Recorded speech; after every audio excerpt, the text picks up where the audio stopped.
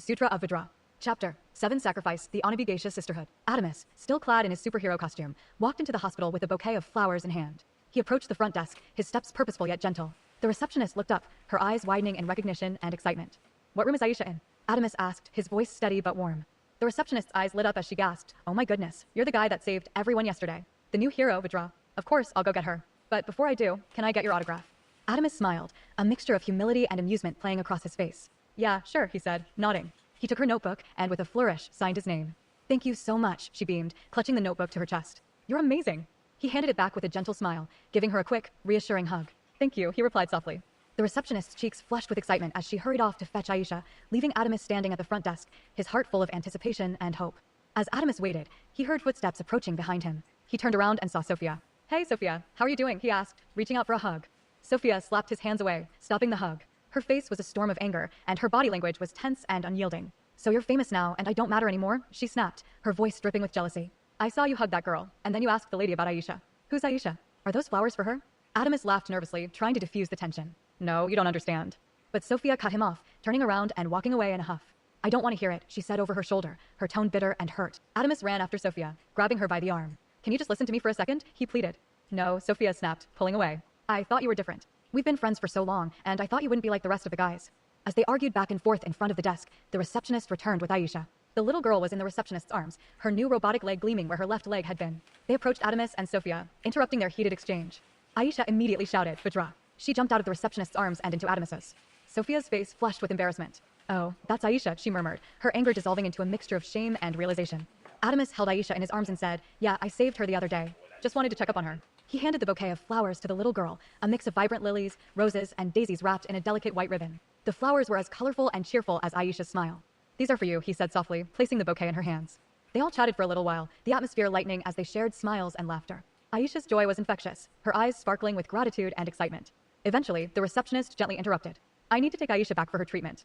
Adamus nodded and carefully handed Aisha back to the receptionist. "Bye, Vajra," Aisha said, her face beaming with a smile, the bouquet clutched tightly in her small hands. "Goodbye, Aisha," Adamus replied, waving as she was carried away. As the laughter subsided, Adamus turned back to Sophia. She looked at him, her expression softening. "I'm sorry for my overreaction," she said, her voice filled with genuine remorse. Adamus smiled warmly. "It's okay." He still had a couple of flowers left in his hand, a few red roses and a sprig of baby's breath. With a sudden burst of inspiration, he got down on one knee, holding the flowers out to her. "Sophia," he asked, his eyes full of hope and affection, "will you go to prom with me?" Sophia's eyes widened in surprise, then filled with tears of happiness. "Yes, yes, of course," she exclaimed, her voice trembling with emotion. They embraced, a hug full of unspoken promises and newfound understanding. As they pulled back, Adamus handed her the remaining flowers. They kissed, sealing the moment with a gesture of pure love and forgiveness, the lingering fragrance of roses enveloping them. As they broke the kiss, still holding each other's hands, Sophia's eyes sparkled with a mixture of joy and excitement. "My whole life, I've been homeschooled. I never had a chance to go to a prom or anything like that," she admitted, her voice soft and filled with emotion. She pulled him into a big hug, holding him tightly. "Thank you so much. I can't wait." Adamus smiled, feeling the warmth of her embrace. "What color outfits should we wear?" she asked eagerly. He glanced at the clock on the wall, his eyes widening slightly. "I gotta go. You decide and I'll text you later," he said hurriedly. "I'm almost late." With that, he dashed out of the hospital. Sophia watched him go, a smile spreading across her face as she brought the flowers to her nose, inhaling their sweet scent. The moment felt like a dream, a perfect promise of the wonderful times ahead. Adamus, after rushing through city to city, helping at shelters, handing out water, and lending a hand to those in need, finally made his way to school. Exhausted but determined, he quickly changed into his school outfit in the locker room. As he stepped into the hallway, he spotted Dylan leaning against a locker, his face marked by a fresh black eye. The bruise was dark and swollen, the skin around it slightly discolored. Dylan's eyes were downcast, his body trembling slightly, a mix of fear and embarrassment etched into his expression. Adamus hurried over, concern filling his voice as he asked, "What happened to your face? Did you get jumped again?" "Tell me who did it," he demanded, fists clenching at his sides, ready to defend his friend. Dylan glanced up, offering a weak smile that didn't reach his eyes. "No, I was just being clumsy last night," he said, his voice unconvincing. "I was playing a video game and accidentally hit myself with the remote." Adamus frowned, not buying the explanation. "I know you're clumsy, but you're not that clumsy," he replied, his eyes searching Dylan's for the truth. Dylan shook his head, avoiding Adamus's gaze. "I don't want to talk about it," he muttered, his voice barely above a whisper. Sensing his friend's discomfort, Adamus nodded reluctantly.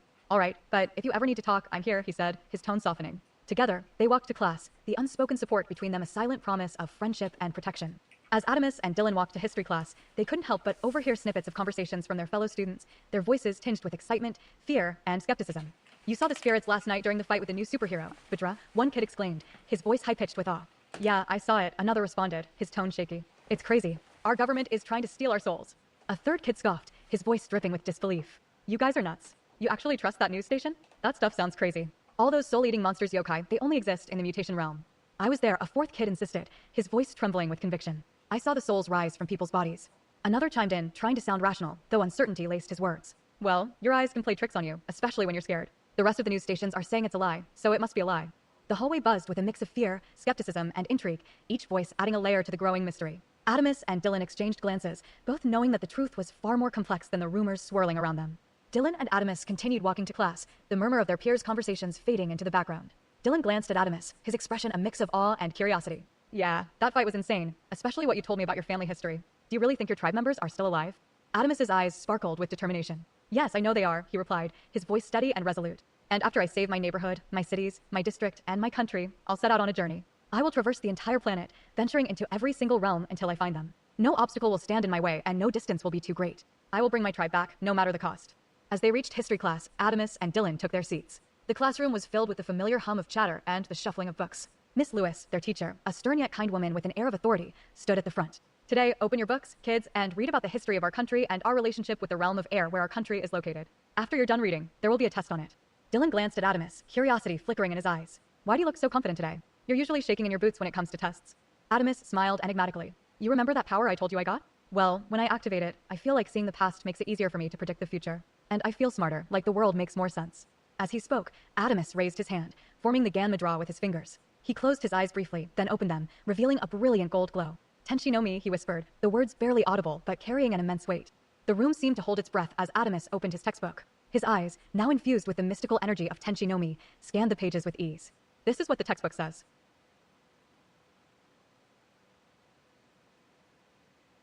After the devastating Great War against the Sun King, our nation stood on the brink of an uncertain future. The conflict, though intense and heroic, ended in a draw. Our greatest hero, Accelerin, fought valiantly against the Sun King, demonstrating the incredible strength and resolve of our people. Despite his victory, Accelerin retired after the battle, bearing the weight of serious injuries. The gods and leaders of the air realm Indra, Shu, Enlil, Vainamoinen, Fujin, Jord, Tlaloc, and Powyn were left in awe of our prowess. These deities, accustomed to witnessing the mightiest of battles, were surprised by how evenly matched we were against the formidable forces of the Sun King. Their astonishment was a testament to the extraordinary valor and resilience displayed by our nation in the face of overwhelming odds. As we stood at this crossroads, the respect of the air realm's gods provided a glimmer of hope, suggesting that our future, though uncertain, held the potential for greatness forged in the crucible of conflict. In the aftermath of that colossal struggle, the bond between our nation and the air realm grew stronger than ever. Impressed by our resilience, the deities of the air realm extended their divine support to help us rebuild and fortify our cities. Their aid proved invaluable, granting us the resources, wisdom, and power to usher in a new era. The grid, our great nation, rose from the ruins with their guidance. With their divine gifts came the means to construct our cities, secure rare materials, and accelerate our civilization's growth. What began as survival quickly became transformation, and with the air realm's blessing, we laid the foundations of the most powerful and prosperous nation on Omni-Terra. However, with the conclusion of the war, we faced a new challenge, securing our independence. Though we had proven our strength in battle, true freedom remained elusive. To break away from the air realm's control, we were required to purchase our liberty, a monumental task that demanded immense effort and sacrifice from our people. Negotiations began, and we worked tirelessly to gather the resources needed to repay the oppressive debt. But soon, it became clear that our efforts were in vain. The gods of the air realm had imposed crushing taxes on us, draining our resources and threatening our sovereignty. Chief among their demands was an insatiable appetite for our prized tea, a commodity overtaxed to the brink of exploitation. Businesses in our country, known as the grid, suffered under this burden, with a significant portion of our GDP funneling straight into the coffers of other air realm nations. The injustice became unbearable. One fateful day, when shipments of tea arrived at our ports, we took a bold stand. Defiantly, we sank the ships carrying the precious cargo, sending a resounding message: no more taxation without representation. This act of defiance sparked a revolution. Under the leadership of our wise and courageous king, the nation rallied. He summoned our greatest hero, Superior Man, Pink Liberty, Omnimorph, and the other champions of our renowned superhero organization. Together, they prepared to confront the gods and rulers of the air realm. The pantheon they faced was formidable: Indra, Shu, Enlil, Vainamoinen, Fujin, Jord, Tlaloc, and Powyn deities who controlled the skies and winds, wielding immense power over the realm. Yet, undaunted, our champions stood firm. In an epic battle that shook the heavens and the earth, they clashed with the divine, their strength and unity prevailing against the might of the air realm. When the dust settled, it was not just freedom we had won, but dominance over the skies themselves. The air realm was brought to its knees, and a new era of sovereignty and justice began for the grid. With determination and unity, we emerged victorious. Our nation, once dependent on the air realm for its survival, transformed into a free and independent power. The grid now stands tall as a symbol of dominance, command, resilience, and progress, having forcefully established a partnership with the air realm, one of the 7 great realms. This newly forged alliance allowed us to exploit the wealth and knowledge of the air realm, ensuring a prosperous future for our people. Together, we carved a new path, creating a legacy of control and strategic cooperation that will endure for generations. The grid, once a mere speck on this planet, now shines as a beacon of power and an indomitable force, exemplifying the might of unity and perseverance. But our ambitions extend far beyond the air realm. Our influence and leadership will spread to every realm until this entire planet bows to the supremacy of the grid. All hail the grid. All hail the grid. The end of the textbook. Adamus closed the book with a satisfied smile, ready to take the test. He quickly filled out the answers with a confidence that drew curious glances from his classmates. After just a few minutes, he leaned back in his chair, crossing his arms and putting his feet up on the desk, a picture of calm relaxation. Miss Lewis, noticing his unusual behavior, called out, "Adamus, get back to work." "I'm already done." "I'm finished," he replied nonchalantly, a hint of a smirk on his face. Miss Lewis frowned in disbelief. "There's no way. That book is over 1,000 pages. The test takes 3 hours to finish. It's only been 5 minutes." Adamus stood up, grabbing his completed test paper, and walked confidently to Miss Lewis's desk. "Look, I finished," he said, handing her the paper. She glanced over the answers, her expression shifting from skepticism to astonishment as she saw his flawless work. Adamus walked back to his seat and settled in, waiting patiently for the class to be over. Meanwhile, Dylan was still struggling with the test, his brow furrowed in concentration. He glanced at Adamus, his friend's calm demeanor in stark contrast to his own stress. Adamus shot him an encouraging smile, knowing Dylan had his own strengths to rely on. The classroom buzzed with the scratching of pencils and the quiet rustle of pages as the test continued, but Adamus remained serene, his confidence unshaken. As Adamus sat relaxed, waiting for class to be over, he raised his hand, forming the Gan Mudra with his fingers. He closed his eyes briefly, feeling the power within him recede. When he opened them again, the intense gold glow of Tenshi no Mi faded, returning to his natural green color. The transition was subtle but noticeable, a testament to the remarkable abilities he had recently discovered. Adamus and Dylan walked out of class, the hallway buzzing with chatter and the clatter of lockers. Dylan glanced at Adamus, a hint of envy in his voice. "So, your new powers make you that much smarter, huh?" He continued talking, weaving through the crowd of students. "That's not fair. It looks like you'll never have to study again." Adamus chuckled. "Yeah, I guess so. But to be honest, I just touched her life string and watched her make the test. So I knew all the answers. I was basically there when she made the test." Dylan frowned, shaking his head as they navigated through a group of students. "That's not fair. And to be honest, you shouldn't be using that kind of power for your own pleasure. Spying on people's entire past life, it's wrong." Adamus nodded, his expression turning serious. "You're right. I don't know what I was thinking." Just then, they accidentally bumped into another student, causing a ripple of apologies and annoyed glances. The sounds of lockers slamming and laughter filled the air as they continued walking. Dylan said, with his head bowed, "By the way, this is my last week. My dad wants me to go back to District A." Adamus responded, "Oh, that sucks. But you can still visit on the weekends, right?" "Yeah, I can sometimes," Dylan replied, a depressing look clouding his face. Sensing the need to lift the mood, Adamus quickly changed the subject. "You're going to prom, right?" Before Dylan could respond, Adamus said, "Prom's this Friday. You can still make it. Plus, I'm fast enough to always pick you up." Dylan laughed. "That is true, but there's no way you're running to District A. Do you know how far that is?" Adamus, with a clueless look, asked, "No, I don't." Dylan responded with a sigh. "District A is 30 billion light years away from District C." Adamus blinked, momentarily stunned by the sheer distance. 30 billion light years? "Wow, that's really far," he said, shaking his head in disbelief. "But I move around 15 times faster than the speed of light, so it can't be that far." Dylan responded, "It would take 2 billion years to travel 30 billion light years at 15 times the speed of light." Adamus grabbed Dylan playfully by the head. "I guess I gotta get faster. I'll be damned if I don't see my best friend again." They both laughed together, their bond strengthened by the shared moment of levity amidst the looming changes in their lives. Adamus laughed, "So are you going?" Dylan shrugged. "I don't know. Maybe. Are you?" Adamus smiled. As Adamus and Dylan strolled outside the school, their conversation drifted towards outside. "Yes, I am going. I asked Sophia, and she said yes." Adamus grinned, his excitement palpable. Dylan's expression shifted, a hint of wistfulness in his eyes. "Well, I'm happy for you guys," he replied, his tone tinged with a touch of envy. Adamus nudged him playfully. "So, how about you ask a girl out?" he suggested, his gaze drifting towards a figure nearby. Dylan's response was immediate, almost dismissive. "Like who? No one likes me. They all think I'm just some spoiled rich kid," he muttered, his shoulders slumping slightly. Adamus pointed towards a familiar face. "Like her right there," he urged, his voice filled with encouragement. Zara stood nearby, her presence captivating. Her radiant Indian complexion exuded warmth, reminiscent of sun-kissed cinnamon. Her almond-shaped eyes, the color of molten amber, held a mysterious allure, drawing you in with their captivating gaze. Cascading down her back like a river of silk, her long dark hair framed her face, adding to her undeniable charm. Dylan's gaze lingered on her, a faint blush coloring his cheeks as he took in her features. "Yeah, maybe," he murmured, a glimmer of hope in his eyes. Dylan's voice was hesitant as he confessed, "She's too pretty for me, man. She's the most popular girl in school. Even with all the money I have, I couldn't get her." Adamus chuckled, shaking his head. "If you had all the money in the world, with that attitude, you couldn't get anyone. You just need confidence." A flicker of realization crossed Dylan's face. "I have an idea," he said suddenly. "Use your eye power, Tenshi no Mi, and see what she likes."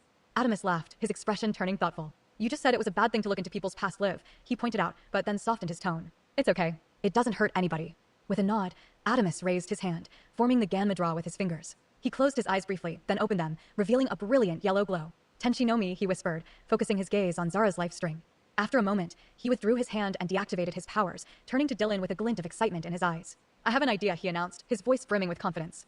As Adamus's body glowed with a vivid green hue, he activated his super speed, darting out of the school and returning within seconds, clutching a bottle of cologne and a bouquet of flowers. He approached Dylan with determination, handing him the gifts with a confident smile. Dylan, visibly nervous, questioned Adamus's intentions, uncertain of how to proceed. Adamus reassured him, emphasizing the significance of the cologne and its potential to evoke cherished memories. With a deep breath, Dylan hesitantly accepted the cologne, spraying it on himself as instructed by Adamus. Encouraged by his friend's assurance, Dylan summoned his courage and approached Zara, who was surrounded by her friends. Amidst the whispers of skepticism from onlookers, Dylan tapped Zara on the shoulder, prompting her to turn around. With a trembling voice, he requested a private conversation, hoping to convey his feelings without interruption. As Zara's friends dispersed, some expressing doubts about Dylan's intentions, he and Zara found themselves alone. Despite the apprehension lingering in the air, Dylan mustered the courage to express his feelings. As Dylan began to speak, his body trembled with nervous anticipation, the bouquet of flowers clutched tightly in his shaking hands. "I wanted to know if you will go with me too." His voice trailed off as Zara abruptly interrupted him, her hand firmly gripping his arm as she drew him closer. With a gentle yet determined tug, Zara brought Dylan within inches of her, her eyes intensely focused on him as she inhaled deeply, taking in the captivating scent that enveloped him. "You smell like floral and sweet scents," she remarked, her voice soft and melodic. "It reminds me of every time I visit my family. I feel like I'm back home." In that moment, with Zara's presence so close and her emotions palpable, Dylan felt a surge of confidence wash over him. Encouraged by her response, he met her gaze with unwavering determination. "Would you go to prom with me?" he asked, his voice steady despite the rapid beating of his heart. Zara's eyes locked with his, a myriad of emotions swirling within their depths. In that silent exchange, a connection sparked between them, igniting a flame of mutual understanding and affection. With a radiant smile, Zara nodded in affirmation, her arms enveloping Dylan in a warm embrace. Dylan gently placed the bouquet of flowers in Zara's hands. With a sense of contentment and joy filling his heart, Dylan made his way back to Adamus, a triumphant smile gracing his lips. In that fleeting moment, amidst the whispers of bystanders and the soft glow of the sun, he knew that he had found something truly special in Zara's embrace. As Adamus jubilantly hoisted Dylan into the air, the two friends shared a moment of exhilaration outside the school gates. "I guess we're going to prom together, bro," Adamus declared with a grin, setting Dylan back down gently. His eyes shimmered with a vibrant yellow glow, a testament to the extraordinary powers that lay dormant within him. Dylan's smile widened as he basked in the excitement of their impending prom adventure. But as he glanced into Adamus's luminous eyes, a question lingered on his lips. "Why are your eyes glowing? You can turn your powers off, right?" he inquired, his curiosity piqued. Adamus shook his head, his expression tinged with bewilderment. "I didn't turn them on," he admitted, a sense of unease creeping into his voice. Something felt amiss, a premonition of impending danger lurking on the horizon. Suddenly, from Adamus's perspective, time seemed to slow to a crawl, each moment stretched to its limits as if the omniverse itself held its breath in anticipation. With acute clarity, he perceived the glint of metal in the distance, a bullet hurtling through the air with deadly precision, aimed directly at his head. In a heartbeat, Adamus sprang into action, his reflexes honed to perfection as he reached out, snatching the bullet from its lethal trajectory with light speed. Inscribed upon its surface were the ominous words, "Pluto Industries." But Adamus's instincts were far from quelled. With a sense of urgency, he focused his keen gaze upon the origin of the bullet, using his supernatural abilities to trace its path back to its source. Through his enhanced vision, he discerned the faintest trace of movement, a figure concealed amidst the shadows, hundreds of cities away yet within his sight. The sniper was a striking figure, his blue skin contrasting sharply with the darkness around him. He wore an intricate armor suit that encased his entire body, a sleek and formidable design that spoke of advanced technology and meticulous craftsmanship. The armor was segmented and flexible, allowing for both protection and mobility, with a matte finish that absorbed light and rendered him almost invisible against the backdrop of the night. Despite the comprehensive armor, the sniper's face was exposed, revealing sharp, angular features and piercing eyes that seemed to glow faintly with an unnatural light. His expression was one of cold, unyielding focus, every muscle in his face taut with the concentration of a predator zeroing in on its prey. He was positioned in a high-rise building, its structure barely discernible against the skyline. The sniper's rifle was a marvel of precision engineering, equipped with a long barrel and an array of modifications that hinted at its lethality. The scope was advanced, augmented with technology that allowed him to target Adamus from such an incredible distance. Adamus could see the sniper adjusting his aim, the movements methodical and practiced. It was clear that this was no ordinary adversary. The sniper's skills and equipment placed him in a league of his own. Adamus focused his gaze on Dylan. "Are you okay?" he asked, his voice edged with concern. "Yeah, what's going on?" Dylan replied, confusion evident in his eyes. Before Adamus could answer, another shot rang out. Only he could hear it, his enhanced senses picking up the deadly sound. In an instant, Adamus's body glowed a vibrant green as he activated his super speed. He dashed toward Dylan, his movements a blur, and snatched the bullet out of the air just before it struck. The force of Adamus's action knocked Dylan to the ground. As Dylan looked up at him, stunned, Adamus met his gaze with a determined expression. "I'll be back," he said urgently. "That sniper is about to fire again. I can't risk anyone getting hurt because of me. He's obviously after me." Around them, the other students began to panic, running in fear from the unseen threat. Dylan, still on the ground, looked up at Adamus and asked, "What about your costume? Aren't you going to change into your superhero outfit?" "I don't have time," Adamus replied, his tone resolute. "Besides, this guy already knows who I really am, so I guess it doesn't matter." With that, he turned and sped toward the source of the threat, his form blurring as he raced against time to confront the sniper. The sniper peered through the scope, tracking Adamus as he sprinted towards him. Each shot fired missed its mark, the target moving too swiftly. "They told me this kid was fast," the sniper muttered to himself, adjusting his aim. 10 times the speed of light, they said. But I think he's even faster. He reloaded quickly, his fingers deftly handling the advanced rifle. These bullets, he continued, his voice a low growl of frustration, they're designed to travel 15 times faster than light. And when they hit, the magical properties ensure the target is obliterated. The impact is equivalent to thousands of nuclear bombs, minus the explosion. The sniper steadied his breathing, recalibrating his scope to account for Adamus's extraordinary speed. This should be impossible, he thought, but I won't miss again. He tightened his grip, ready to fire another round, his mind focused on the deadly dance between predator and prey. Adamus raced through buildings, darted around cars, and sped across diverse terrains from bustling cities to serene lakes, oceans, and towering mountains. His movements were a blur, dodging bullets with supernatural precision. The country, divided into a vast grid, consisted of cities each sprawling over approximately 24,901 miles. Despite the immense distance, the sniper tracked him from hundreds of cities away, firing relentlessly. Each shot narrowly missed, the bullets designed to travel 15 times faster than the speed of light, yet still unable to catch Adamus. He weaved through the urban labyrinth, leaped over shimmering lakes, and sprinted across rugged mountain landscapes, his speed unparalleled. The sniper began to pack his gear, a sense of urgency overtaking him. He's too fast, he muttered to himself, glancing nervously at the rapidly closing distance. He's about to get to me. I need to hurry. He strapped on his jetpack, smashing through the window and launching himself into the sky. He flew parallel to the building, ascending rapidly, the windows flashing past in a blur. As he reached the rooftop, his heart sank. Adamus was already there, waiting for him. Adamus's eyes locked onto the sniper, a determined glint in his gaze. With a swift motion, he summoned his life strings, turning them visible. The glowing gold life string shot towards the sniper, wrapping around his entire body with unyielding force. The sniper struggled in vain, his movements completely restricted. What is this? He demanded, panic creeping into his voice. Adamus smirked, a hint of satisfaction in his expression. I always wanted to say this, he began, his voice low and powerful. Get over here. With a mighty tug, Adamus yanked the sniper towards him, the life strings tightening as the distance closed. As the sniper hurtled forward, Adamus delivered a devastating punch to his face, the impact resonating with finality. The sniper's head snapped back, his body crumpling, as Adamus stood victorious, the rooftop scene set against the backdrop of a sprawling city below. Adamus grabbed the sniper by his metal suit of armor, pinning him to the ground with a fierce grip. Who hired you? How do you know who I am? He demanded, his voice a growl of frustration. The sniper smiled, blood dripping from the corner of his mouth. People like you make me sick, he spat. All you have to do is follow the rules. What are you talking about? Who hired you? Adamus's voice was edged with impatience. The sniper's smile widened, a sinister glint in his eyes. I guess I failed. It's time for Plan B. Plan B? Adamus repeated, confusion flickering across his face. The sniper's eyes gleamed with malice. You don't hear that sound, kid? Adamus's brow furrowed. What sound? The sniper's smile was chilling. Your mother. You don't hear her voice. Adamus's grip loosened as he focused, his heightened senses tuning into the ambient noise. At first, he heard only the usual city sounds, animals, people talking, the hum of distant traffic. But then, cutting through the ordinary din, he heard it, his mother's voice, screaming for help. Help! Help! Her voice was filled with terror. Adamus's heart pounded in his chest as he released the sniper, his attention fully captured by the sound of the man's weak laughter, blood staining his teeth. Adamus's eyes widened in horror and realization, the weight of the sniper's words sinking in. He had no time to waste. His mother was in danger. The sniper began to mock him, his voice a cruel taunt. Tick-tock, tick-tock. Omnimorph is pretty cruel sometimes. You better hurry. Adamus's breath quickened, his fear fueling his determination. He spun around and began to run, focusing on his mother's voice in his mind. Everything became a blur as he sprinted, the world around him fading into the background. This can't be happening, he thought to himself, panic rising. The visions I've been having in my dreams. Please don't let it be true. With each stride, he increased his speed, pushing his body to its limits. The landscape around him warped into streaks of color, his surroundings melding into an indistinct haze. His heart raced, matching the pace of his frantic thoughts. Hold on, Mom. I'm coming, he whispered to himself, the resolve in his voice stealing his nerves. Each step brought his mother's voice closer, her pleas growing louder in his ears. As he neared his neighborhood, the sheer force of his speed lifted cars off the ground, leaving chaos in his wake. Desperation fueled his every move, and with a final burst of energy, he reached his front door. He flung the door open and screamed, Mom. Mom. But the house was eerily silent. His eyes darted frantically around the room until they landed on the open back door, the curtains fluttering in the wind. Through the window, he saw a cape flapping ominously. Without hesitation, he burst through the door into the backyard. There, standing in the dim light of dusk, was Omnimorph, holding his mother by the throat. I've been waiting for you, Omnimorph sneered, his voice dripping with malice. Didn't I warn you? Adamus's heart thundered in his chest as he locked eyes with the villain. Let her go, he demanded, his voice a mix of fear and fury. Omnimorph's grip tightened, and his mother's gasp sent a chill down Adamus's spine. You should have listened, Omnimorph taunted. But now, it's too late. As Almesa gasped for air, struggling against Omnimorph's grip, she managed to choke out, Don't hurt my son, please. He's a good kid. Omnimorph's eyes flashed with anger as he yelled at her, Shut up. Did I say you could talk, you searing peasant?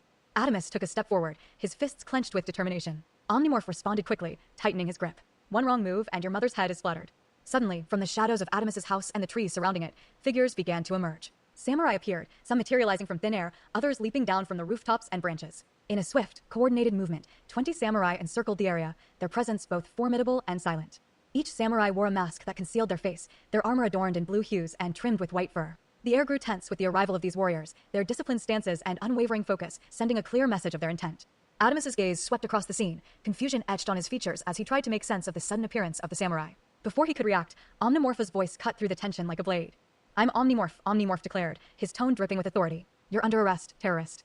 Adamus's eyes widened in disbelief at the accusation. "How am I a terrorist?" he countered, his voice tinged with defiance. But Omnimorph was quick to respond, his words laced with venom. "We have proof of you killing Mayor John," he accused. "You weren't satisfied with just seeing him in jail. You had to kill him." Adamus's muscles tensed, his body instinctively assuming a fighting stance as his green energy enveloped him, emanating from his core. His gold eyes blazed with determination as he squared his shoulders, refusing to back down. "We both know that's a lie," Adamus retorted, a smirk playing at the corners of his lips. But Omnimorph remained unfazed, his resolve unyielding. "It doesn't matter," he spat. "They will believe what we want them to believe." With a command, Omnimorph ordered the samurai to attack. But to his surprise, none of them moved. Some hesitated, their minds racing with uncertainty.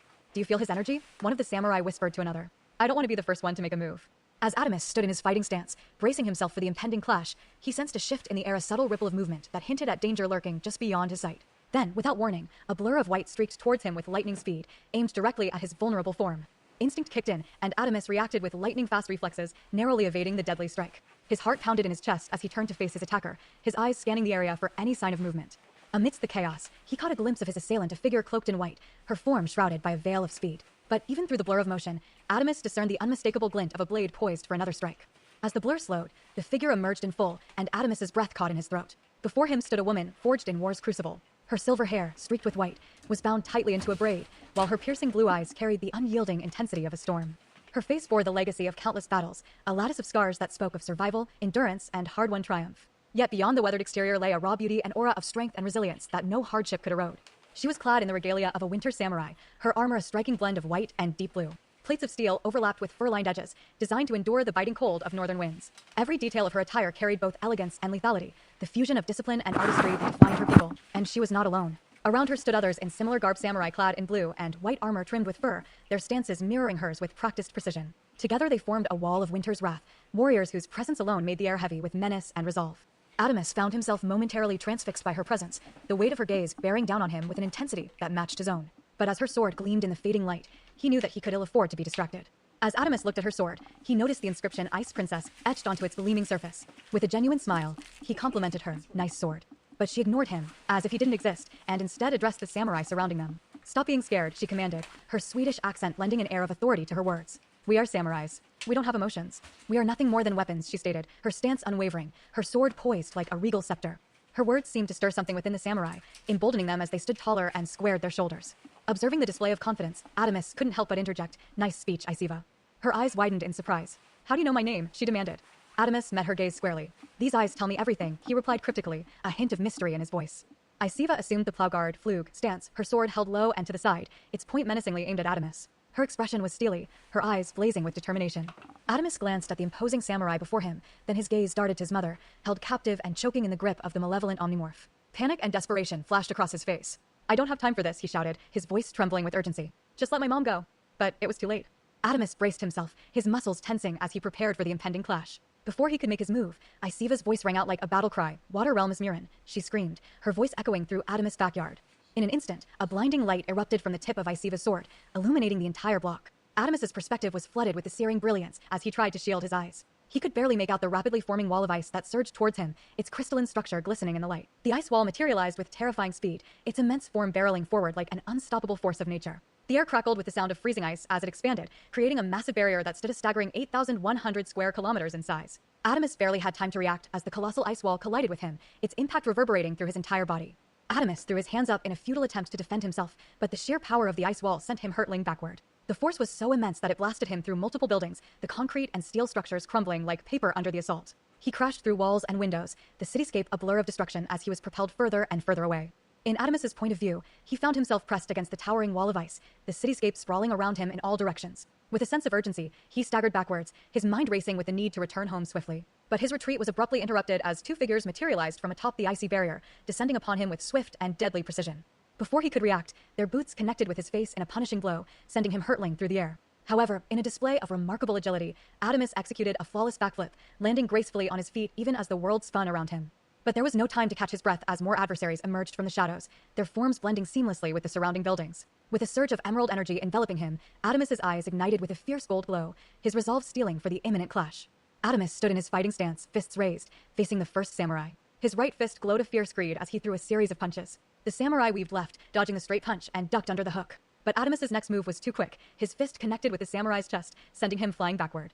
Before the samurai could recover, Adamas used his life strings to grab him midair, pulling him back with incredible force. As the samurai hurtled toward him, Adamas delivered a powerful uppercut, launching him into the air once more. Releasing the life strings, Adamas turned his attention to the other samurais approaching. Two more samurais charged at him, one from the left and the other from the right. They halted simultaneously, extending their hands like guns, and chanted, "Water Realm Ventricular. Winter bullets." Ice lasers shot from their fingertips, aiming straight at Adamas. Adamas reacted instantly, dodging the icy beams with a swift roll. He took off running through the streets, the samurais in hot pursuit, their ice lasers zipping past him, freezing everything they touched. He weaved through the chaos, each step calculated, each move a blur, as he led them on a high-speed chase through the city. Adamas sprinted through the streets, narrowly dodging the ice laser bullets that whizzed past him. "I need to hurry and get back home," he muttered under his breath, fear tightening his chest. "I don't know what Omnimorph is doing with my mother." Each missed bullet transformed into a tiny ball of ice, freezing everything it touched in a trail of crystalline destruction. As he rounded a corner, a samurai materialized before him, wielding a gigantic fist made of ice, the size of a truck. With a fierce punch, the samurai sent Adamas crashing through a wall. The icy fist was studded with spikes, leaving tiny punctures that oozed blood from Adamas's body. He lay in the rubble, battered and bleeding, inside the demolished building. The rest of the samurai appeared, their faces etched with cold determination. One of them sneered, "I think we got him." Suddenly, with a surge of defiance, Adamas's eyes snapped open, glowing a brilliant gold as he revealed his Tenshi no Mi. In a swift, fluid motion, he performed a kip-up, swinging his legs upward and pushing off the ground with his hands, springing into a standing position. He landed gracefully, immediately falling into a fighting stance. "I'm not done yet," he growled, his eyes blazing with resolve. The samurai tensed, readying themselves for another assault. Adamas swung his arms outward, and his life strings 8 ethereal tendrils, glowing of vibrant gold extended from different parts of his body, each one shimmering with energy. The life strings whipped out, wrapping around nearly every samurai. One samurai managed to dodge, escaping the glowing tendrils. The captured samurai struggled, their faces contorted with exertion as they slashed at the life strings with their swords. Despite their efforts, they couldn't free themselves. Adamas's expression was one of fierce concentration, his jaw clenched and eyes narrowed. With a powerful throw, he hurled the samurai skyward, sending them soaring into the sky until they vanished from sight. Only one samurai remained, his face a mask of shock and desperation. He quickly called for backup, his gaze locked onto Adamas's with a mixture of fear and determination. The tension hung thick in the air, a prelude to the next clash. As Adamas readied himself, a flicker of movement caught his attention from the corner of his eye. His own shadow seemed to writhe and twist, morphing into a sinister shape. Before he could fully comprehend the danger, the shadow surged forward, a phantom specter of malevolence. Reacting on instinct, Adamas dodged the shadow's assault, his heart pounding in his chest. With light reflexes, he seized the shadowy hand, feeling its cold, ethereal texture beneath his grip. In an unsettling transformation, the shadow gradually solidified into the form of a samurai, its eyes gleaming with an otherworldly intensity. The samurai before Adamas smirked, a chilling smile spreading across his lips. "You're really good," he hissed, his voice dripping with malice. "You even dodged my Water Realm Skugslag Ice Shadow Strike." With a ferocious swing of his blade, the samurai lunged forward, his weapon pulsating with malevolent azure energy. Adamas anticipated the attack with light reflexes, evading the lethal strike by a hairbreadth. In a swift counterattack, he seized his opponent by the head, his grip unyielding and firm. With a primal roar, Adamas slammed the samurai into the unforgiving ground with bone-shattering force. The impact reverberated through the air, sending shockwaves of terror rippling through the desolate streets. But even as Adamas grappled with one adversary, another assailant lunged forward with deadly intent. His sword, infused with dark energies, tore through Adamas's flesh with a sickening crunch. Agonizing waves of pain surged through his body, his vision swimming with darkness as he fought against the relentless assault. Guttural screams of anguish echoed through the day, a haunting chorus of suffering amidst the chaos. Through gritted teeth, Adamas locked eyes with his attacker, a silent exchange of defiance passing between them. In the depths of the samurai's gaze burned a wild, unhinged fervor, a madness that seemed to consume him from within. "I will sacrifice myself to capture him," declared the samurai, his voice resonating with an unmistakable zeal, his Swedish accent adding a unique cadence to his words. His features were unmistakably Nordic, with fair hair cascading in waves and piercing blue eyes that glinted with fervor as he spoke. With a swift incantation, he invoked a spell, Water Realm Blixt. Ice lightning. In a terrifying display of power, a tempest of brilliant blue lightning descended from the heavens, engulfing both Adamas and his adversary in a blinding cascade of energy. The air crackled with electrifying intensity as the bolts of lightning seared through flesh and bone, enveloping them in a shroud of torment. In an instant, they were encased in a prison of ice, their forms preserved in a state of frozen eternity. The agonized screams of Adamas echoed into the day, mingling with the howling winds as they bore witness to the harrowing spectacle before them. But it wasn't just Adamas encased in the magical ice. The citizens, too, were frozen in grotesque poses of horror. Their skin turned blue with frostbite, eyes bulging from the freezing cold, their very souls trapped in icy tombs. Children lay frozen on their bikes, the wheels suspended mid-spin, while pedestrians were caught mid-stride on their way to the movies. Even the birds, caught in the cruel grasp of winter's embrace, hung motionless in the sky. All were ensnared in the spell of his blixt, their lives suspended in an eternal dance of agony and despair. The once vibrant city streets now lay silent and still. The other samurais, gathered atop a nearby building, watched in silent vigilance as their leader addressed them. Isiva's voice cut through the stillness, her tone dripping with a mix of nonchalance and disdain. That little kid thought he was tough. That was easier than I thought, she remarked, her Swedish accent lending an air of icy superiority to her words. Only a few of our men got hurt and one sacrifice. As the other samurais paid close attention, she continued, her words carrying a weight of solemnity. Sometimes sacrifice is the only way. Remember, we are just weapons. Her words hung in the air, a reminder of their purpose and the harsh realities of their existence. A moment of complacency settled over the group until, suddenly, their expressions shifted to shock and disbelief. The ice began to tremble beneath their feet, a low rumble emanating from deep within its frozen confines. Their eyes widened in horror as the solid barrier surrounding the city started to crack and splinter, fractures spreading like spiderwebs across its surface. Then, amidst the chaos, a brilliant green energy erupted from within the heart of the ice, pulsating with raw power like flames dancing in the night. Adamus, bathed in the incandescent glow of his own strength, stood defiantly amidst the crumbling shards of his prison, his gaze ablaze with determination. In a cataclysmic explosion of energy, the ice shattered into a million glittering shards, the force of Adamus's power ripping through the very fabric of the spell that bound them. The towering wall of ice dissolved into nothingness, its hold on the city broken, and the darkness that had gripped its inhabitants dispelled in an instant. As the dust settled and the debris cleared, the once frozen streets were transformed into a winter wonderland, snowflakes drifting gently from the sky above. The samurais, looking down upon Adamus with a newfound respect, watched as the snow settled upon his upturned face. With a defiant smirk, Adamus taunted, "That's all you got?" As he uttered those defiant words, Isiva's reaction was visceral, her anger boiling over until she bit her lips so hard it drew blood. The metallic tang of iron mingled with her screams, a chilling symphony of fury that echoed through the frozen wasteland. In response, the samurais sprang into action, their movements a blur as they launched a coordinated assault on Adamus. Their blades gleamed with deadly intent as they rushed towards him at lightning speed, their eyes burning with a zealous fervor. Adamus, his leg still seeping blood from the wound inflicted by the samurai's blade, gritted his teeth against the searing pain. With a grimace etched upon his face, he reached down and grasped the hilt of the sword embedded in his flesh. With a sharp intake of breath, he pulled the blade free, agony coursing through his veins as he discarded the weapon with a clang, the sound echoing like a bell tolling his suffering. But even as Adamus prepared to face his attackers, his gaze fell upon the fallen samurai beside him, a victim of the spell Blixt. His body lay frozen in death, a stark reminder of the devastating power that had engulfed the city. Around them, the lifeless forms of the citizens caught in the spell lay sprawled on the ground, their blue-veined eyes staring blankly into oblivion. A surge of rage ignited within Adamus, fueling his every movement as he charged towards the approaching samurais. The snow, falling gently upon the lifeless bodies, seemed to cloak the scene in an eerie veil of sorrow and despair, a chilling reminder of the cost of their conflict. As Adamus leaped into action, the samurais descended upon him from the massive building, their forms silhouetted against the moonlit sky. With a clash of titans, they collided in a flurry of punches and kicks, each blow resonating like thunder as it reverberated through the air. Buildings crumbled and towers froze in their wake, the very earth trembling beneath their ferocity. The battle, which had begun in the sky, soon descended to the ground, the combatants locked in a deadly dance of destruction. Despite his tireless efforts, Adamus found himself outnumbered, 7 samurais staring him down, their eyes burning with a fierce determination. Adamus watches the group of samurai, frustration etched across his face as he thinks out loud. They just keep showing up. It's like there's no end to them. What are they doing right now? What kind of spell are they casting? As if guided by a shared purpose, the samurais began to chant in unison, their voices echoing through the night sky. Water Realm Vatnriket, Straken's Andi, they intoned, invoking the spirit of the ice dragon. Blue energy enveloped their forms, merging together to form a colossal dragon that soared towards Adamus with terrifying speed.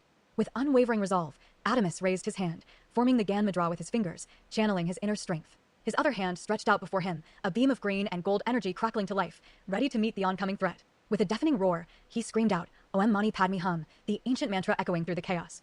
The clash of energies was cataclysmic, the force of their collision sending shockwaves rippling through the city. Buildings crumbled and debris filled the air, obscuring the battlefield in a shroud of chaos. As the dust settled, Adamus stood tall amidst the wreckage, his eyes ablaze with determination. His green energy flickered like a beacon of hope amidst the darkness, a testament to his unwavering spirit. And there, standing before him, was Isiva, her presence a silent challenge to his resolve. Adamus looked Isiva in the eyes. They were both a fair distance apart from the explosion that had just happened. He yelled out, his voice echoing through the debris-strewn landscape, "Please, get out of my way. This battle between us is pointless and meaningless. I just want to save my mom. You can understand that, just like how your son Sverren risked his life to save you." Isiva's grip tightened on her sword, her knuckles turning white with the intensity of her emotion. "Shut up," she screamed, her voice raw with anguish and fury. "What do you know about my son? How do you know all of this? How do you know my name?" Her eyes bored into his, demanding answers, filled with a mix of rage and desperation. Isiva stared back, her mind racing. Her thought to himself out loud, "It's like he's looking through me." The air between them crackled with tension, their mutual pain and determination creating a palpable force. Both were driven by their own desperate quests, each seeing a reflection of their own struggles in the other's eyes. The battle seemed to pause for a moment, their shared humanity casting a brief shadow over their conflict. Adamus continued to speak, his voice steady yet filled with empathy. "Aren't you tired of fighting for your country of samurai? Your clan? The same ones who stripped you away from your actual family and raised you in the ways of the samurai? And when you lost an important battle, your leaders believed you were weak because of it. They thought you needed to be sacrificed, seppuku." Isiva's eyes widened, a mixture of shock and anger flashing across her face. Adamus took a step closer, his green energy flickering around him like a protective aura. But your son Sverrin, using one of his magical abilities, he saved you, didn't he? He transformed into you, tricking the Council of Samurai into thinking you were actually sacrificed. He risked everything because he believed in you. Isiva's face contorted with rage and pain. I will gladly sacrifice my life for my country and my people. You know nothing about my life. Just because your powers allow you to see a brief moment means nothing. Shut up, she screamed so loudly it echoed through the battlefield. With a fierce cry, she raised her arms, her energy surging to life, becoming almost invisible yet palpable. A force began to surround her, a gravitational aura that bent reality itself. She stood like a celestial body, debris orbiting her as if compelled by her presence, gravity twisting and coiling in perfect harmony. Her voice, quiet but resolute, echoed, "Activate toroidal field." Adamus glanced around, his brows furrowed in confusion. What is this energy surrounding her? He muttered. The site was otherworldly debris, and fragments of the broken battlefield hovered and spiraled around her as if she were the center of a cosmic storm. It was as though she had become a planet, her force pulling everything into orbit, or perhaps something far more terrifying, a living black hole. For the first time, Adamus could physically see the toroidal field manifesting around her, a mesmerizing and dangerous halo of energy that pulsed with unimaginable power. She charged at him, her sword raised high, glowing an intense, icy blue. The blade radiated magical energy, shimmering with frost that crackled and hissed as it cut through the air, leaving a trail of frostbite in its wake. Adamus clenched his fists, the emerald glow of his own energy intensifying, bathing the surrounding wreckage in a vivid green light. He planted his feet, his resolve hardening as he prepared to face her head-on. The clash was inevitable, and the air between them buzzed with tension, the battlefield alive with the collision of two unstoppable forces. As she charged at Adamus, he used his life strings to conjure up a sword made of gold energy, holding it firmly in his palm. He stood his ground as Isiva's sword finally clashed with his, both of them staring into each other's eyes. The clash generated kinetic energy that pushed debris away. Adamus, his voice steady amidst the chaos, said, "You can understand my plea. Please get out of my way. Allow me to save my mother from Omnimorph." Tears streamed down Isiva's face as she screamed, "Shut up." Isiva was the first to break the bind, performing a quick disengage and launching into a series of cuts. She began with a fendant, a downward diagonal slash from her right shoulder aimed at Adamus's left. Adamus responded with a parry and corda, his blade intercepting hers and deflecting the strike away from his body.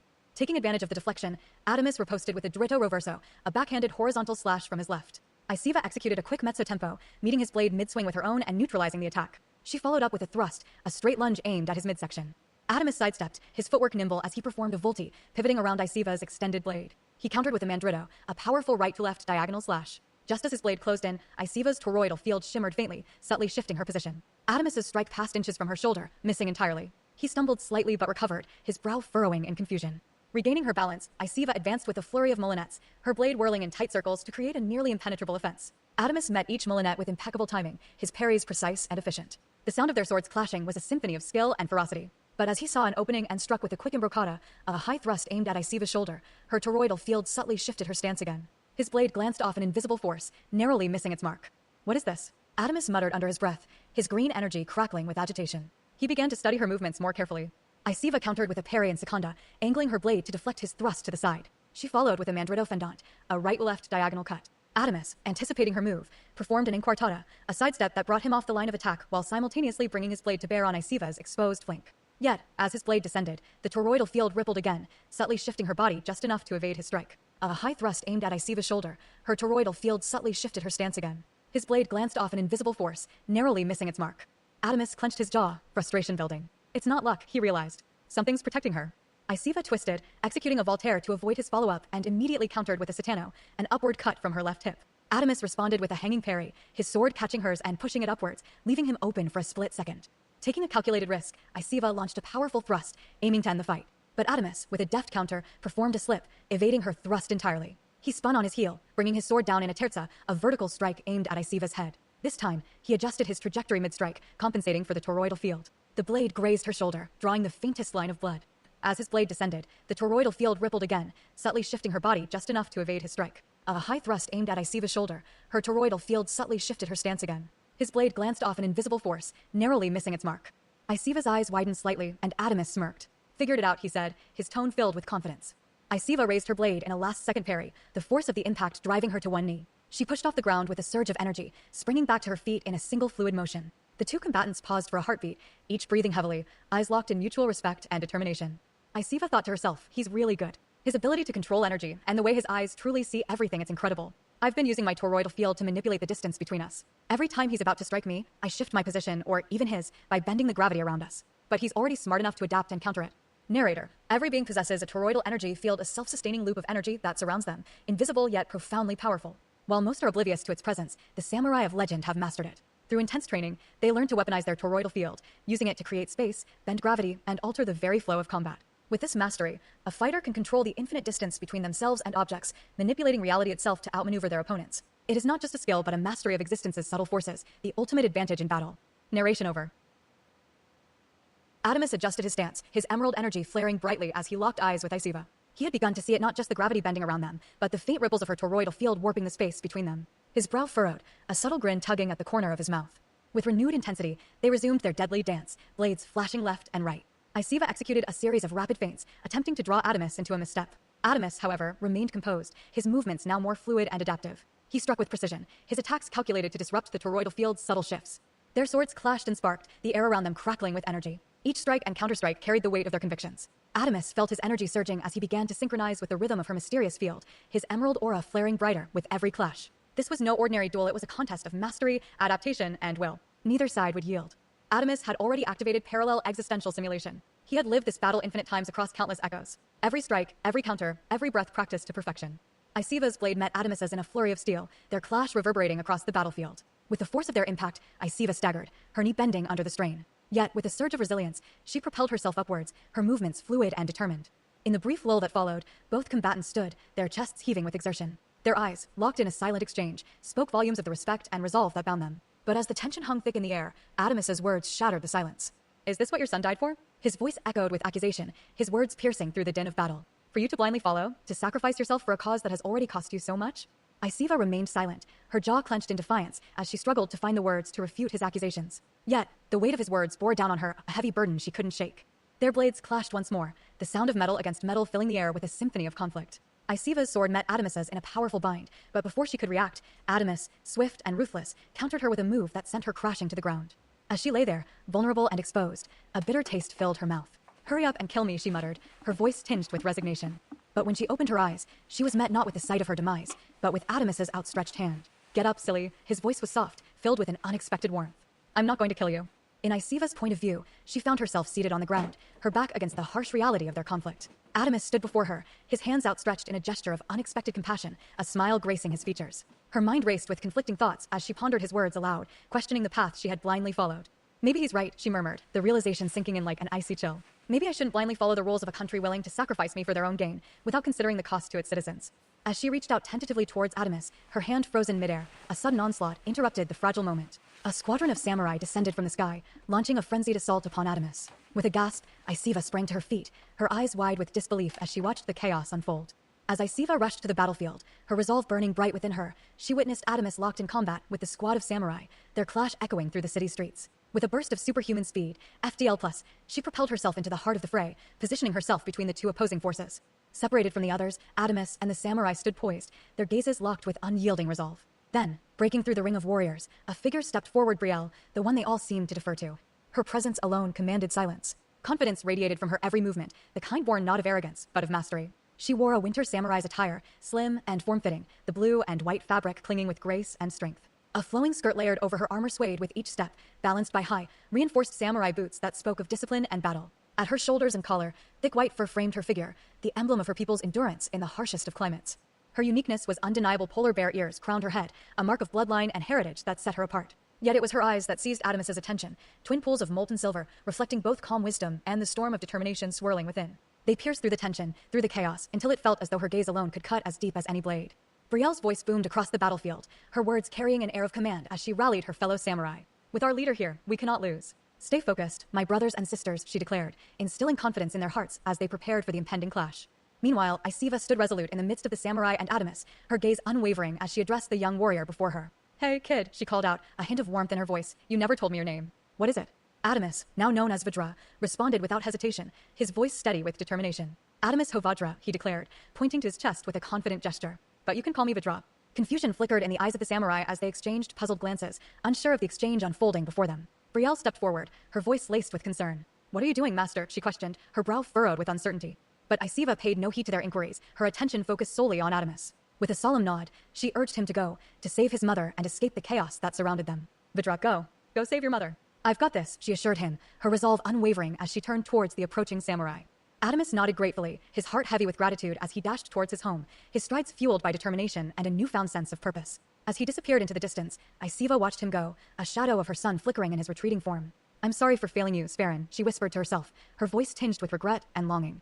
Brielle's voice cut through the momentary silence, her confusion giving way to frustration. What are you doing? Why are you letting him escape? She demanded, her tone sharp with urgency.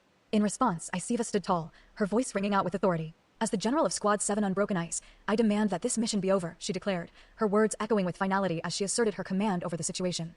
As confusion spread among the samurai ranks, some began to lower their swords, murmuring agreement with Isiva's command. Men and women alike, they acknowledged her authority with deference. Brielle's voice rose above the tumult, her tone tinged with disbelief and desperation. Why are you doing this? Everything we've worked for, the Council of Samurai's mandates. I'll weigh any general's commandments. We must hunt that boy down until he's arrested. Isiva's response was swift and decisive. With a fluid motion, she drew her sword, her resolve unyielding. Every one of you must leave this battlefield and return to our bases across the realms, all 7 of them, she commanded, her voice cutting through the chaos. And you will not hunt Vajra down. As her words sank in, some of the samurai turned and fled, leaving the battlefield in haste. Among those who remained, a male samurai voiced his disdain, his words dripping with contempt. I knew it was foolish to allow a woman, a sister, to rise to leadership within our ranks. It was a mistake, he sneered, moving to confront Isiva. But before he could take another step, Isiva acted with swift precision, her sword slicing through the air with deadly intent. With a single stroke, she silenced his words, his head rolling to the ground in silence. Anyone else, she challenged, her gaze steely and unwavering.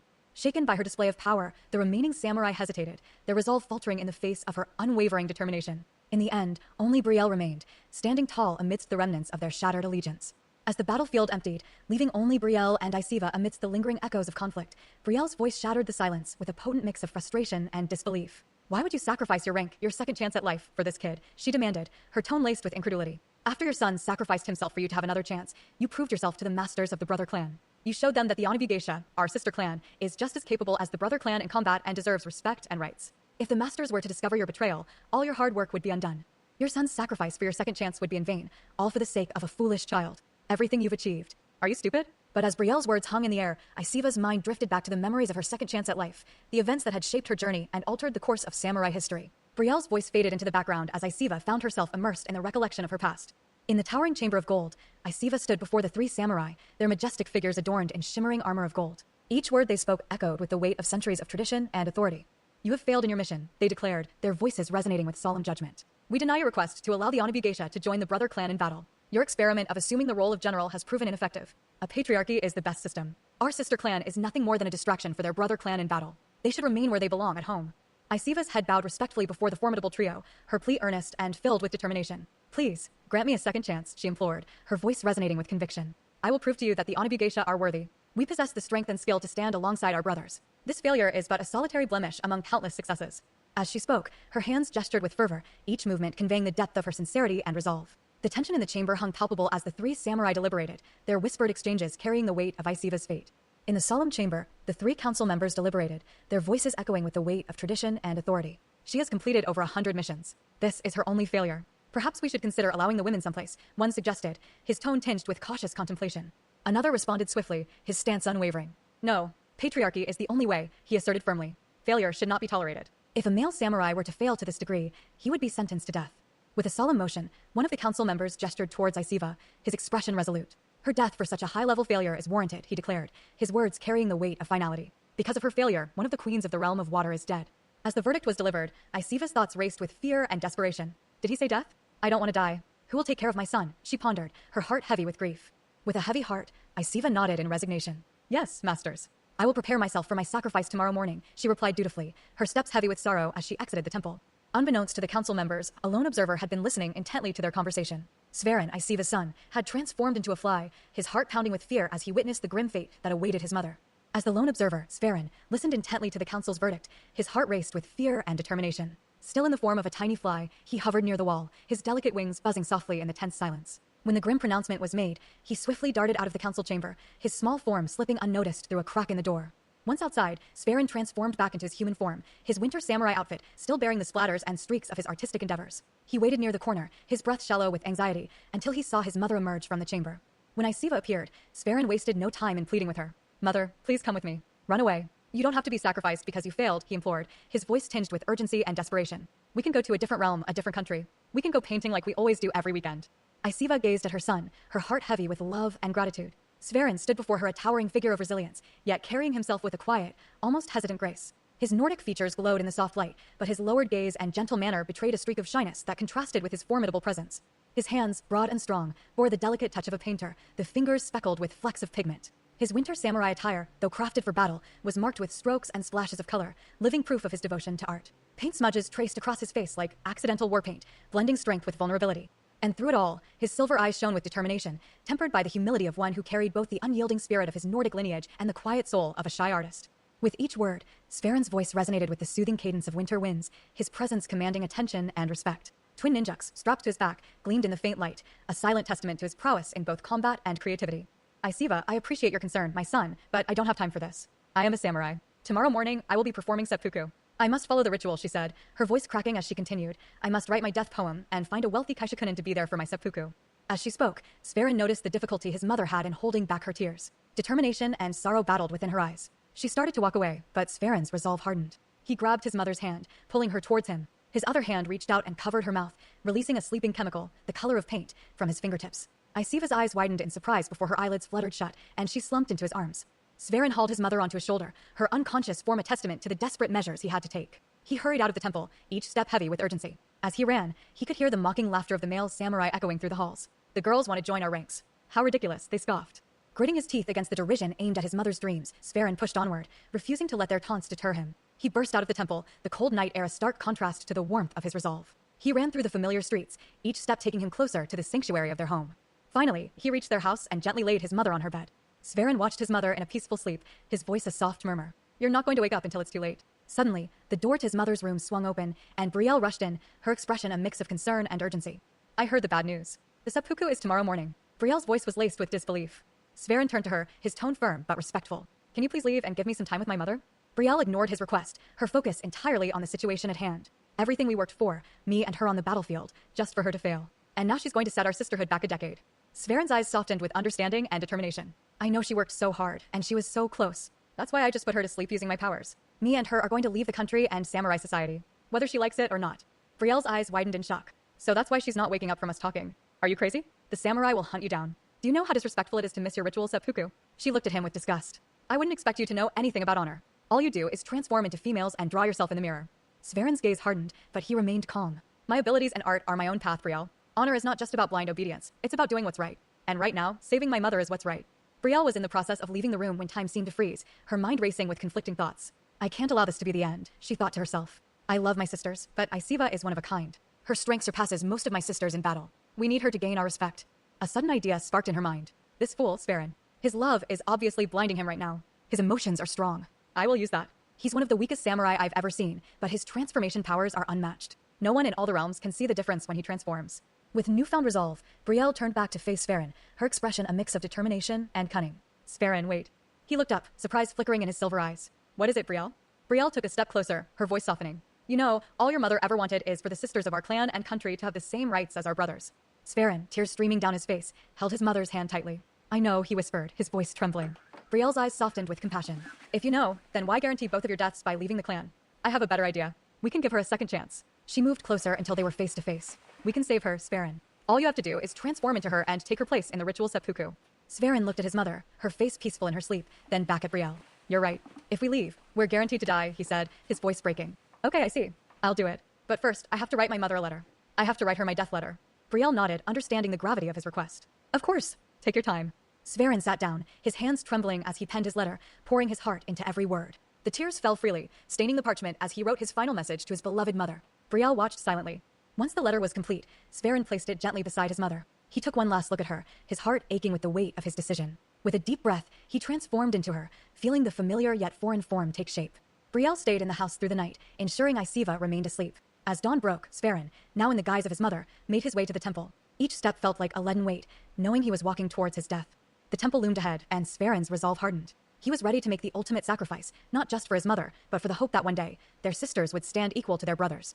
As morning light streamed through the window, Siva stirred awake. Disoriented, she sat up suddenly, panic in her voice. What happened? Where's my son? Her gaze fell on the rising sun outside. It's morning. I haven't written my death letter or found my kaishikunin. She leaped out of bed, her mind racing. Brielle approached her calmly. Relax. We did it. Our sisterhood is getting a second chance. Confusion clouded Siva's face. The council already made their decision. Brielle's eyes softened with urgency. You don't understand. Your son did it. Right now, he's headed to take your place in the seppuku. He transformed into you so you can get a second chance. Horror and realization dawned on Isiva's face. No, she exclaimed, shoving Brielle aside as she bolted out of the house. I can't allow him to do this, she thought, her heart pounding as she used her super speed to race through the streets of the samurai city. Brielle chased after her, shouting, stop. Isiva ignored her, her focus solely on reaching the temple in time. Her surroundings blurred as she dashed forward, her speed unmatched. Finally, she reached the temple stairs, the door ajar, offering a sliver of a view inside. Her hand reached out to push it open, but before she could, Brielle tackled her to the ground, pinning her down. Let me go. Isiva screamed, struggling against Brielle's grip. Brielle's voice was firm but pleading. If you go in there, you'll ruin everything. Your son did this for you, for all of us. He knew the risks. Brielle's voice was firm but pleading. If you go in there, you'll ruin everything. Your son did this for you, for all of us. All of this was your son's idea. I was in your room, crying my eyes out. And suddenly, he said he couldn't allow this to happen. He chose to sacrifice himself for you and your dreams. Pinned to the ground, Isiva's voice was desperate. I can't allow my son to take my place. Brielle shook her head, her grip unyielding. Well, it's too late. He's already in there. Plus, we already have it planned out. He left me a special type of potion that you're going to drink. It will transform your entire appearance. You will become a whole new samurai with a new identity. You'll rejoin the ranks, and with your techniques, that shouldn't be hard. Slowly, you and I, sister, we will get our respect back. Isiva, still pinned to the ground, hesitated. Her mind raced with conflicting emotions. A second chance at her dreams, at her son's sacrifice, loomed before her. But the thought of letting him die in her place was unbearable. Tears streamed down her face as she whispered, a second chance at my dreams. As she turned her head toward the temple, the door was still slightly open. Through the cracks, she could see her son, Sverren, kneeling with the ceremonial blade in front of him. The sound of the drums echoed in her ears as she watched, helpless as the blade fell. She closed her eyes, unable to bear the sight, as Sverren was decapitated. Later, Isiva and Brielle walked home in silence, the weight of their loss hanging heavy in the air. Isiva's heart ached with the pain of her son's sacrifice, but also with the faint glimmer of hope that his death would not be in vain. As they entered their home, Brielle handed her the potion, her eyes filled with both sorrow and determination. Drink this, Brielle said softly. For Sverren. For your dreams. For all of us. With trembling hands, Isiva took the potion and drank it, feeling the transformation begin. Her appearance changed, her features shifting into those of a new identity. As she looked into the mirror, she saw not just a new samurai, but the hope of a future her son had believed in. Brielle placed a hand on her shoulder. We will honor him by continuing the fight. Together. Isiva nodded, her heart heavy but resolute. For Sverren, she whispered, her voice filled with determination. For our dreams. As Brielle left and went home, a smile lingered on her face. Isiva, alone in the quiet of her home, began sorting through her belongings. Her eyes fell upon a letter on her bed. With trembling hands, she opened it, revealing a paper splattered with colorful paint, each brushstroke a testament to her son's passion. She began to read, her heart breaking with each word. Dear Mom. I'm sorry for being a horrible samurai. I know how much you wanted me to be part of the brother clan, to stand among the ranks with honor. But painting was always my favorite thing to do. Those weekends when we painted together, I know you didn't truly enjoy it. But you did it because you love me. And that love will be repaid. Your dreams of saving our sisters, of bringing honor and equality to the Onna-Bugeisha, are more important than my selfish paintings. Mom, please chase your dreams to the fullest. Don't let my shortcomings hold you back. Your strength and determination have always inspired me, even if I couldn't follow in your footsteps. Remember, every stroke of paint on this paper is a piece of my heart. My love for you is in every color, in every line. I will be with you always, in your dreams, in your fight. Chase your dreams, Mom. Make our sisters proud. Make me proud. With all my love. Sverren. Tears streamed down Isiva's face, smudging the painted letters as she clutched the letter to her chest. The colorful splashes of paint seemed to dance with the vibrant memory of her son, a reminder of his unique spirit and the sacrifice he made for her dreams. Each word etched into her soul. She vowed to honor his wish, to fight for the equality he believed in. With renewed determination, she whispered a promise to the memory of her son, vowing to chase her dreams for him and for all the sisters of their clan. As Isiva's vision cleared, returning her to the stark reality of the battlefield, Brielle's urgent cries pierced the air. Do you hear me? You can't let your son's sacrifice be in vain. Isiva's resolve hardened, a steely determination settling within her. I should never have allowed it, she muttered, regret heavy in her voice. I won't make that mistake again. With a swift motion, she raised her sword high, invoking ancient words of power. Water realm Isorn Fagel calling. In response to her command, a colossal eagle descended, towering over the battlefield like a living force of nature. Its size was staggering 3 stories tall, each movement shaking the earth beneath its talons. Its claws, vast and unyielding, were said to pierce through mountains as though they were mere parchment, leaving scars across the land that would never heal. Its wings stretched wide, a breathtaking fusion of living feather and crystalline majesty. Feathers of pristine white and icy blue shimmered, but woven among them were shards of diamond, catching the light in blinding prisms with every beat of its wings. It seemed less a bird and more a celestial weapon, forged from winter's breath and the heart of the earth itself. Yet it was the eagle's eyes that held the true terror and wonder. Twin orbs of pink diamond, radiant and flawless, burned with a hypnotic glow. Within their crystalline depths swirled both intelligence and fury, and immortal while sharpened like a blade. To meet its gaze was to feel laid bare, every weakness revealed, every lie shattered. This was no mere beast. This was a titan of the skies, a god forged of storm, stone, and starlight. As Isiva climbed atop the massive eagle, her resolve solidified like the frozen peaks of the northern mountains. No one's hurting that kid, she declared firmly, her voice carrying across the battlefield. Brielle's gaze bore into her with seething anger, a silent testament to the tangled web of their intertwined fates. Foolish, she whispered bitterly to herself, the weight of her past decisions heavy upon her soul. Because of me, you're alive.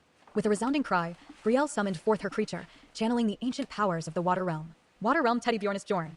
In response to her command, a colossal teddy bear materialized, vast enough to tower 12 stories high and blot out the horizon. Teddy Bjornistbjorn stood as a titan of ice and snow, its immense form cloaked in fur as soft and white as freshly fallen snow, yet beneath that softness lurked the raw, predatory strength of a primal beast. Each paw carried claws of enchanted ice, glimmering like carved crystal, their edges sharp enough to rend through mountains as though they were brittle glass. With every movement, those claws sparked trails of frost, leaving glaciers in their wake. But it was not only its claws that marked its Magicus-Bjorn's body itself was crowned with shimmering patches of living ice, glowing softly with ethereal light. These crystalline growths spread across its massive frame, refracting the sunlight in dazzling colors, and at its neck sat a colossal ice crystal pendant, as if the bear itself had forged its own crown from the soul of winter. Despite its overwhelming might, Teddy Bjornistbjorn radiated an aura of gentle authority. This was no mindless beast, but a guardian spirit of the frozen wilds, a protector as merciful as it was devastating. To stand in its shadow was to feel both the serenity of snow's silence and the terror of an avalanche's roar. As Brielle mounted her mighty teddy bear, a fierce determination burned in her eyes, matching the intensity mirrored in Isiva's gaze. Locked in a deadly dance of fate, they charged toward each other with primal screams echoing across the battlefield. Meanwhile, in the distance, Adamus sprinted towards his house, the ground trembling beneath his feet with each thunderous step. Despite the distant explosions signaling the clash between Isiva and Brielle, he remained steadfast in his purpose, his focus unyielding as he pressed forward toward his destination.